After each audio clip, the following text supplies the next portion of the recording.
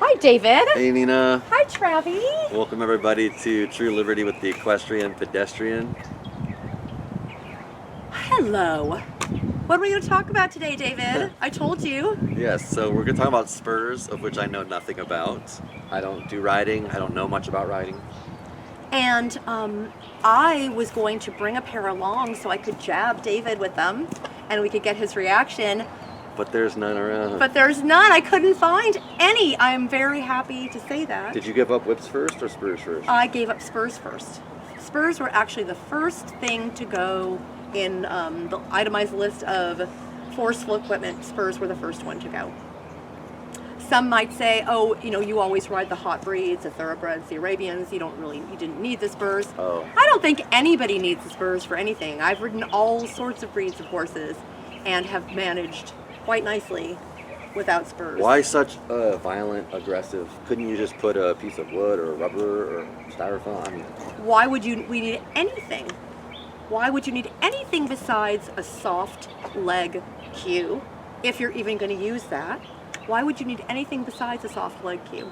Do they acclimate to the leg? Is that why? Not only do they acclimate to the leg and become, let's say, dull to the leg, if you are always using the same amount of pressure or if you're escalating the pressure, yeah, wouldn't you? If I was jabbing you like that for the months, longest time, yeah, you would block it out. Yeah. You wouldn't even feel it anymore. You just would, like, zone out and it wouldn't mean anything to you. So then what happens is you need something more. Same thing with bits, same thing with whips, same thing with anything that people are utilizing. It's almost like an addiction. Yes. If you're drinking or smoking, it's like you need more. And up the dose. Up the dose. It's up the dose. And it's almost an addiction to be in control and so much and lose the relationship. We'll get into that later, I guess. Yes. So the spur is made out of some sort of a metal, steel, maybe copper, or maybe people use different things to make them pretty or fancy. And they're used in all disciplines: Western English, jumping, dressage, I think polo. I mean, I don't think they use spurs in racing because the jockey's legs are up by the saddle pad. So I don't think they use the whip in racing. I don't think there's any spurs going on there. So when I say all disciplines, let's say most disciplines.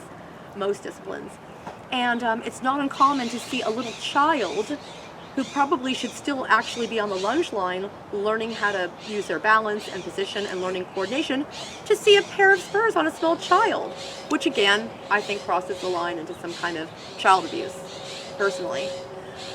Same question I asked you about the whips. Why would you use spurs? Yeah, it'd be so easy, right? You'd have the ultimate control. Instead of starting small, you're just going. It's like, oh, it's your 16th birthday. We're gonna get you a Ferrari. Okay, there's something to that too. But why would a spur work? Because it's so extreme. It's so painful. It's so violent. It works because it hurts, which we've said that before, and we will continue to say it when we do any of our talks about any of the forceful equipment. They work because they cause discomfort for the horse.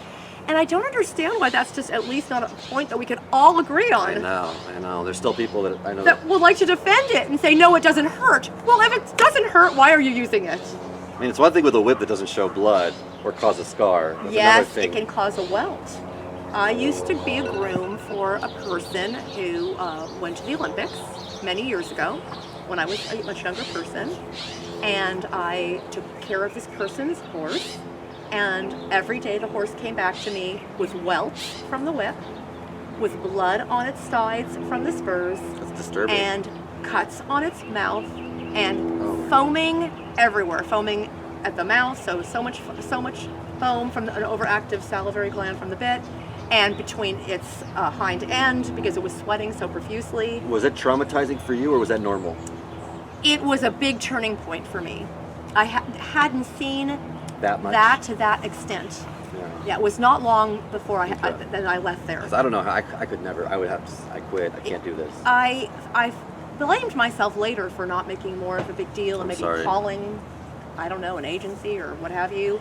But I was young and I didn't really know, and I wanted to be part of this world. Of course. And this was part of the horse world. As far as I knew, I didn't know any other part of it. I get that. And it's the Olympics, it's a high level. Yes. Yeah. And I think a lot of people end up using forceful equipment Because they're peer pressured.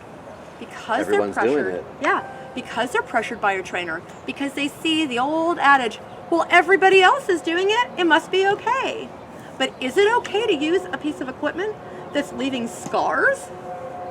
My poor horse Speedy, who passed at 32, died with old scars from spurs on his side. These little lines from the Makes spurs. no sense. It makes me want to cry. It's horrible. So anything that you do with your horse, you can either dull them. You're always either, they say, training or untraining. So you can either dull them to an aid, or you can always be working at a level where you're turning it down a little bit to make them more and more and more sensitive. And this is something that's not taught. And I think a lot of a lot of the issues that we are sadly trying to raise awareness about are things that if we had a better education system and our system made more common sense, then we wouldn't be, I think, in the place that we are right now. I like what you said, more awareness and education about dialing it back, resensitizing your horse, de-torturing or whatever the... Yes, de-torturing. I like that, David, de-torturing. Taking away some of the restrictions and coming back to the relationship and doing it the harder way, which takes more time. And we all have jobs, we all have responsibilities, so I'm lucky that I have time where I can spend with these horses and do it the long way. It takes time. Equestrians in general, if I can be so bold as to generalize, are not the most patient group of people. They have reasons why they're rushing, whether it's to turn a profit or because they have to get this stallion to a show so it can breed, and usually it always boils down to either money or ego. Is usually what it boils down to. If we could just get those equations under control a little bit more, it would be such a better world for the horses, because there's no reason to have to up the dose so much that you're using items that are actually painful and can hurt the horse, rather than take the time to learn how to communicate with the horse, to train something rather than to force something out of a painful situation. Can you give a couple ideas of, say I've been using spurs my whole life, and I said, this video is interesting. Take them off. Right. But I say, okay, this video is interesting, but you're not really giving me any direction to go in. So first would be to take them off.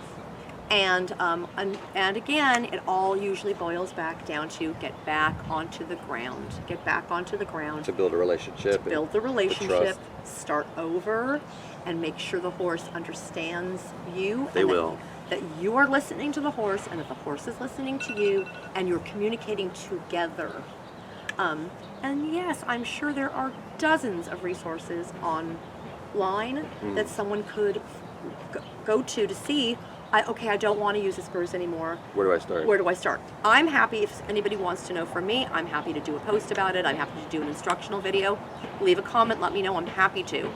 But in the interim, we need to remember, if you are always adding more, you're always going to have to add more. So a stronger bit is going to lead to, yet again, another strong bit. It's going to lead you up the ladder of stronger bits.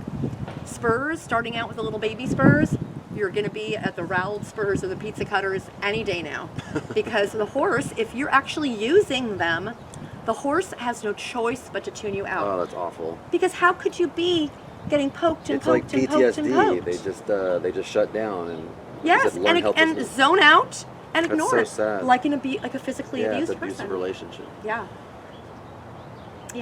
So there are several disciplines where it's extremely common to wear the spurs. In most of the Western disciplines, they wear the spurs more so than using a whip. English is pretty much, I would say, 50-50 spur and whip. A lot of times both. A lot of times you see people in the jumper arena or in the dressage arena having both a spur and a whip, and that really makes me crazy, especially coupled with a very strong bit and a flash noseband. It's like, what? You want this horse to go, so desperate for this horse to go forward that you've got spurs and a whip, but you're so desperate to control the forward motion and have this outrageous bit in its mouth and its nose tied down. It makes no sense. It's no longer about the horse anymore. It's just about the human. We've gone so out of the realm of common sense. It's crazy. It's crazy. As I'm like looking at two horses, I'm thinking I can't imagine Bella and Travi just being just cutting the it's rib. terrible. Not even just the cutting. Maybe you never go so far as to cut, but the poking. It's a very sharp poke. And we've talked about So this effed before, that the horse's skin is far more sensitive than Right. our skin. Capella. Far more sensitive. So, do you have any questions about this, David? No, I just can't stand hearing this stuff. You're appalled, aren't you? Well, I'm sensitive, and I love these guys, and I can't, and I don't know why people do that. It's like the human has to do the therapy along with the horse, because the human is so desperate for this power, this award, this recognition for being the fastest or being the most controlling, and it really takes away from the sport and the species. Yeah, it's to me, equestrianism has turned into something very, very dark. And the sad thing is there is such a beautiful light place that we can go if we want to, but most people don't know and are afraid to shed the dark and go into the light.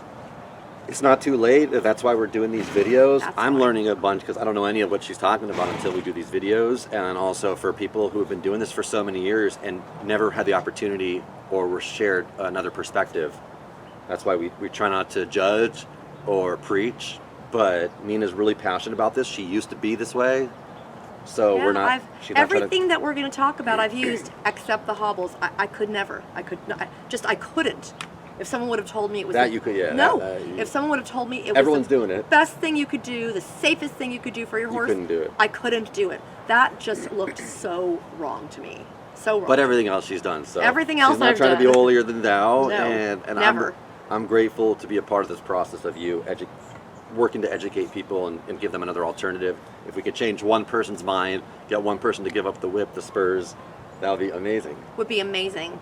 Also, you could think about giving up your stud chain, your draw reins, your side reins. We'll put a list in the description. your bit, all of those things. If you love the forceful equipment, if you are into the spurs, if you could not live without them, please comment. I'd like to know why. I want to know why you feel that it will make or break your equestrian career. I'd love to know. And if you're out there and you've given it up, share your experience. Yes, please. Thanks, David. Thanks, Nina. This is great. Thank you. Please like or dislike. Just let us know what you think. Engage. Yeah. We'd love to hear what you have to say. Engage and subscribe.